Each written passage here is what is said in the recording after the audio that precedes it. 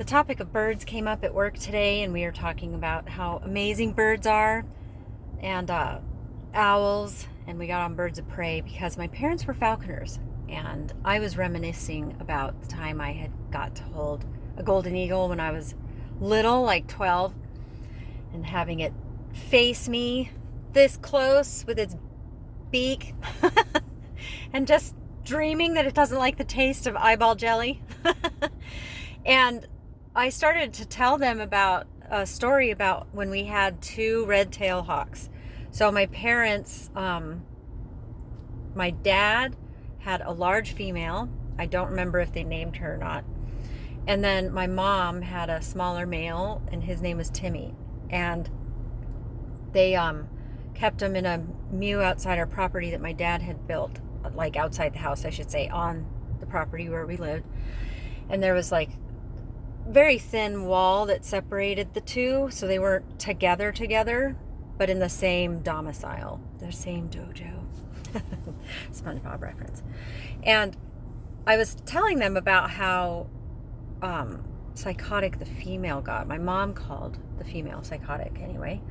And I was thinking about it because what happened was, usually you get them to rely on you for food, right? You bring them their food, and then you can train them to where you go out and you can hunt with them. So you can flush animals out of bushes and stuff, and they will catch them, and they bring them back to you. So, you know, in other countries, I'm sure, and in the olden days and such, you guys would be hunting together.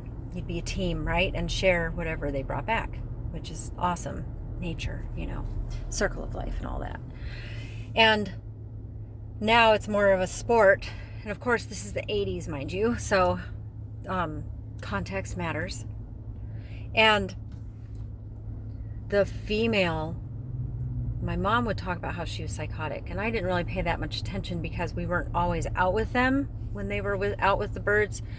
But there was a time when she, the female hawk, somehow was able to reach in through these slats on the same opposing wall and attack and unalive Timmy, the male, and consume him.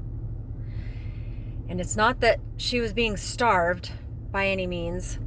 And my parents had other hawks and falcons. She was just unique. And at that point, my mom was devastated, so they decided to release her, the female hawk, and just let her be. And I started to think about how she was psychotic, and something clicked in my brain, having been a desperate female.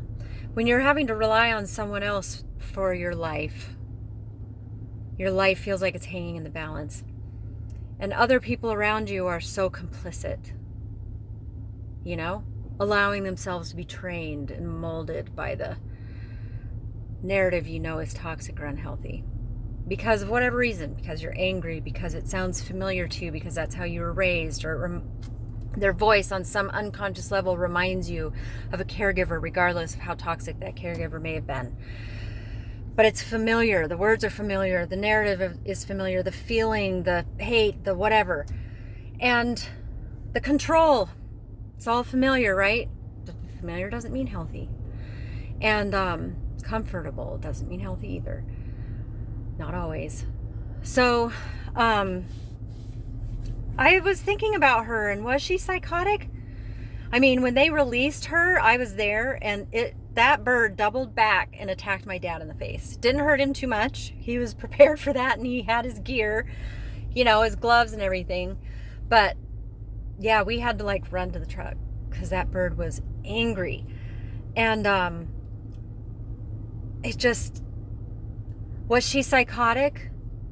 Or was she sick of this? Maybe she had been caught before, you know?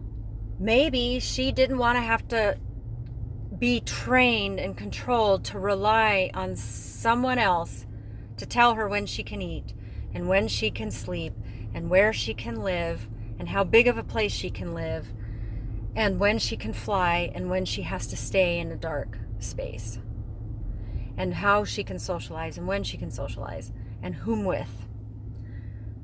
Maybe she just didn't want to put up with that anymore. And to the people that are used to being controlled or used to that narrative, they're psychotic. Freedom is psychotic.